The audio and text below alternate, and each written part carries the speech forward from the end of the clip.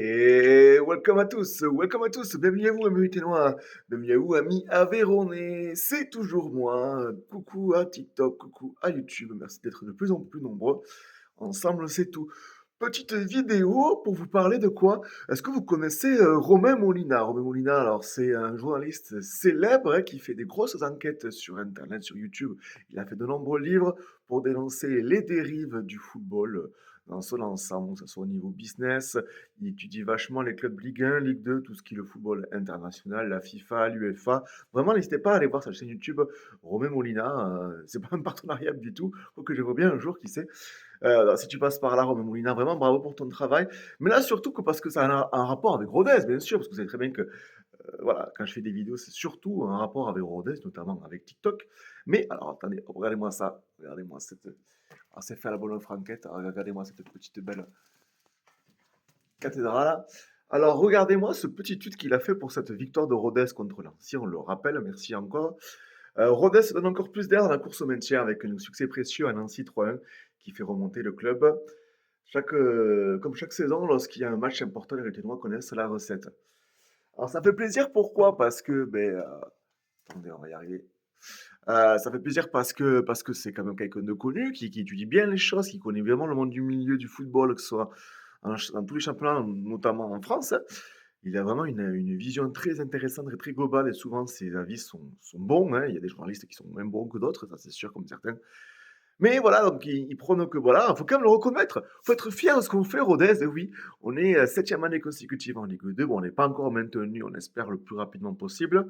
Le club travaille bien, donc vraiment, force et courage à tous. Que ça soit, parce que voilà, aussi, je voulais mettre en avant les gens de l'ombre, oui, de l'ombre, parce que franchement, vous le méritez, quoi. On est un petit club avec pas un gros budget, même si, voilà, on essaie de grandir, on se développe, on a des infrastructures qui continuent à avancer. On a un stade Polignon qui a été rénové, qui est en centre-ville. OK, il fait un peu moins de 7000 places, je crois, avec les loges. C'est pas le stade le plus gros du monde, mais voilà, c'est un stade à taille humaine, comme le club, avec vraiment des fortes valeurs et voilà, qui mérite toute sa place en football professionnel. Et voilà, moi je veux vraiment remercier parce que c'est un club qui montre des belles valeurs ruthénoises, aveyronaises. Donc n'hésitez pas à vous abonner si vous êtes par là, que vous êtes de Rodez, de l'Aveyron ou Aveyronnais d'ailleurs. D'ailleurs, n'hésitez pas à me dire en commentaire d'où vous m'écrivez, ça me pourrait faire plaisir. Moi, ça pourrait continuer à m'aider pour continuer mes projets. Tout ça pour dire que voilà, alors qu'on aime qu'on pas Rodez, hein, ça on peut pas. Voilà, moi c'est le club de ma ville, je suis né à Rodez, je suis Aveyronnais de naissance et je suis fier du parcours. Voilà, j'ai suivi le club il y a tellement d'années où le club était à l'époque on appelait ça la CFA, ils ont failli descendre en CFA2 puis ils se sont maintenus finalement. Et puis après Zizou est arrivé pour mettre un peu d'argent et mettre surtout une visibilité sur le club et la Rodez a continué à bosser, bosser, bosser, bosser. On n'oubliera pas bien sûr Laurent Peyrelade qui a aidé le club à monter, à monter, monter. On fera un coucou à toutes les personnes qui étaient présentes à l'époque.